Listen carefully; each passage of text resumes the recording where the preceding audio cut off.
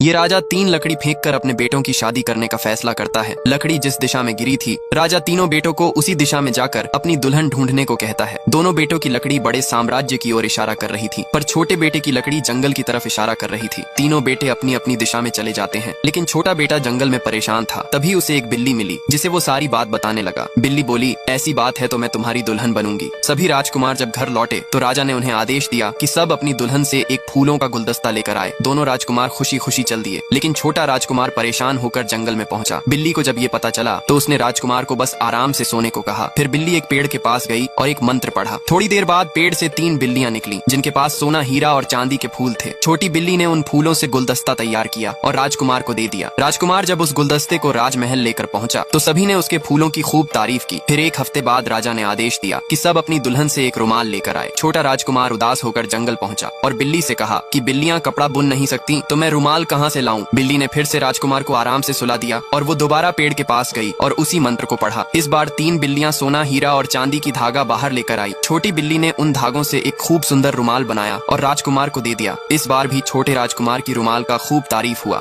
फिर एक हफ्ते बाद राजा ने सभी को अपनी अपनी दुल्हन को लाने का आदेश दिया। छोटा राजकुमार फिर से परेशान होकर बिल्ली के पास गया और कहा, मैं एक बिल्ली को महल में कैसे लेकर जा सकता हूँ। ये सुनकर बिल्ली ने उसे फिर से सोने को कहा और उसी पेड़ के पास गई और एक खास मंत्र को पढ़ा, जिससे पेड़ से तेज रोशनी निकलने लगा। बिल्ली जैसे ही उस रोशनी में गई, वो एक सुंदर राजकुमारी में बदल गई। राजकुमार जब जागा तो उसे देखकर हैरान हो गया। राजकुमार बहुत खुश हुआ और राजकुमारी को गले से लगा लिया। फिर जब दोनों महल में पहुंचे तो राजकुमारी को देखकर सब हैरान हो गए, क्योंकि छोटे राजकुमार ने कभी भी अपने दुल्हन के बारे में नहीं बताया था। इसी खुशी में 7 दिन तक लगातार उत्सव मनाया गया।